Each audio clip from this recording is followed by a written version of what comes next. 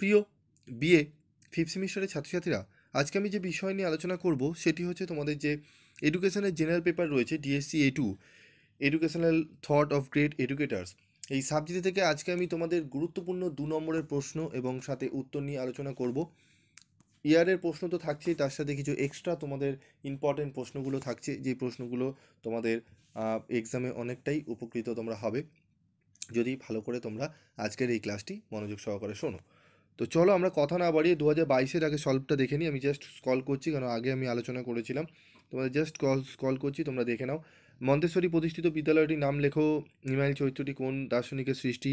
Dewy রচিত 2টি পুস্তকের নাম লেখো, তোমরা জাস্ট দেখে নাও। রিপাবলিক গ্রন্থটি কার লেখা? কবে বিশ্বভারতী প্রতিষ্ঠিত হয় ও কত সালে এটি কেন্দ্রীয় বিশ্ববিদ্যালয়ের মর্যাদা পায়? ঠিক আছে, তারপর দেখো নই তালিম কি, দেখে নাও তোমরা। তারপর দেখো পরবর্তী প্রশ্ন, বুনিয়াদী শিক্ষার 2টি ত্রুটি লেখো। অর্থনৈতিক সীমাবদ্ধতা, আধুনিক শিক্ষা ব্যবস্থার সাথে অসামঞ্জস্য। বেগম রোকেয়া লেখা 2টি বিখ্যাত গ্রন্থের নাম লেখো। কোন বিখ্যাত দার্শনিক প্লেটোর শিক্ষাগুরু ছিলেন? শিক্ষাক্ষেত্রে পেস্তালৎসির 2টি অবদান উল্লেখ করো। তারপর দেখো প্লেটো শিক্ষা ব্যবস্থাকে কটি ভাগে ভাগ করেছিলেন ও সেগুলি কি কি? ডি স্কুলিং বলতে কি বোঝো? ডি স্কুলিং কি? বেগম রোকেয়া প্রতিষ্ঠিত বিদ্যালয়টির নাম উল্লেখ করো, দেখে নাও তোমরা উত্তরটি। কোথায় ও কবে ভগিনী নিবেদিতা তার প্রথম বিদ্যালয় স্থাপন করেন? প্রজেক্ট পদ্ধতির স্তরগুলি কি কি? দেখে নাও নির্বাচন, পরিকল্পনা, বাস্তবায়ন, মূল্যায়ন। তারপর দেখো শিক্ষা প্রসঙ্গে রাধাকৃষ্ণনের 2টি অবদান উল্লেখ করো, দেখে নাও তোমরা উত্তরটি। তারপর দেখো বিশ্বভারতী প্রথম উপাচার্য কে ছিলেন? দেখে নাও। পেস্তালসির শিক্ষা চিন্তার 4টি মূল কথা লেখো। গান্ধীজির মতে শিক্ষার লক্ষ্য কী ছিল? দেখে নাও। মহাত্মা গান্ধীর মতে শিক্ষার লক্ষ্য ছিল ব্যক্তির সামগ্রিক বিকাশ। তার মতে শিক্ষার মাধ্যমে শুধুমাত্র বুদ্ধিভিত্তিক বিকাশ নয়, বরং শারীরিক, নৈতিক এবং আধ্যাত্মিক উন্নয়নও নিশ্চিত করা উচিত। শিক্ষাকে তিনি জীবনের সাথে সংযুক্ত করে দেখতেন এবং শিক্ষার মূল লক্ষ্য হিসাবে কর্মমুখী এবং আত্মনির্ভরশীল মানুষ গড়ে তোলাকে গুরুত্ব দিতেন। চলো এবার আমরা দেখে নেব 2021-এর সলিউশন। প্লেটো শিক্ষা পদ্ধতি 3টি নীতি। পেস্তালসি লিখিত 2টি বই, দেখে নাও বইয়ের নামগুলো। বিদ্যালয় সমাজের ক্ষুদ্র প্রতিচ্ছবি, এই কথাটি কে বলেছেন? John Dewey. ঠিক আছে। কাসাটি বামিনী কি হলো মারিয়া মন্টেসরি প্রতিষ্ঠিত শিশু শিক্ষা কেন্দ্র, যা 1907 সালে ইতালিতে প্রতিষ্ঠিত হয়। আইভান ইলিচ রচিত একটি বিখ্যাত পুস্তকের নাম লেখো। D schooling society. বুনিয়াদী শিক্ষা কি? বুনিয়াদী শিক্ষা হলো মহাত্মা গান্ধীর প্রদত্ত একটি শিক্ষা পদ্ধতি, যেখানে হাতে কলমে কাজের মাধ্যমে জীবনের প্রাথমিক জ্ঞান এবং নৈতিক শিক্ষা দেওয়া হয়।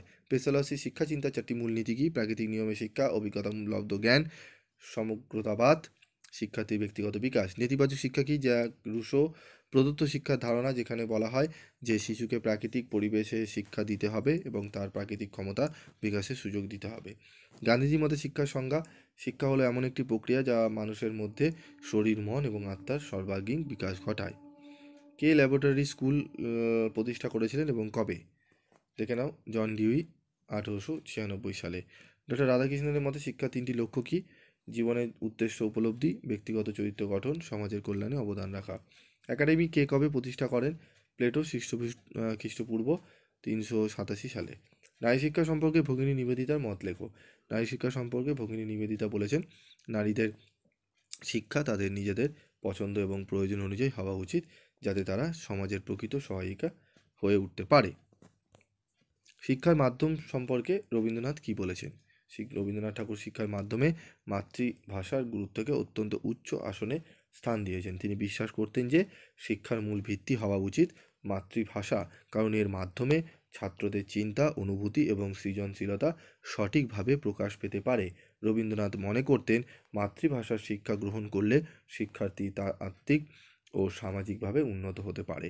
স্বামী বিবেকানন্দ শিক্ষার লক্ষ্য সম্পর্কে কী বলেছিলেন? স্বামী বিবেকানন্দ শিক্ষার লক্ষ্য সম্পর্কে বলেছিলেন যে শিক্ষা হলো মানুষের মধ্যে থাকা অন্তর্নিহিত শক্তি ও সম্ভাবনাকে উদ্ঘাটন করা।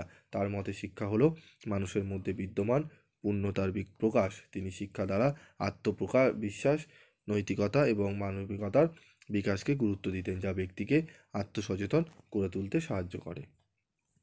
ঠিক আছে? তো একদম আমি আজকে আলোচনা করলাম তোমাদের 2022 এবং 21-এর প্রশ্নপত্র। এগুলো ভালো করে একটু দেখে রেখো। আশা করি তোমরা অনেকটাই উপকৃত হবে এবং তোমাদের বড় প্রশ্ন আমি কিছু নিয়ে আলোচনা করব। যদি তোমরা বড় প্রশ্নের প্রশ্ন উত্তর পেতে চাও তাহলে অবশ্যই তোমরা কমেন্ট বক্সে লিখে জানিও। আর কোন কোন সাবজেক্টে তোমার সাজেশন লাগবে সেগুলো জানিও। আজকের মতো এইটুকুই। দেখা হচ্ছে পরবর্তী ভিডিওতে। সকলে ভালো থেকো, সুস্থ থেকো।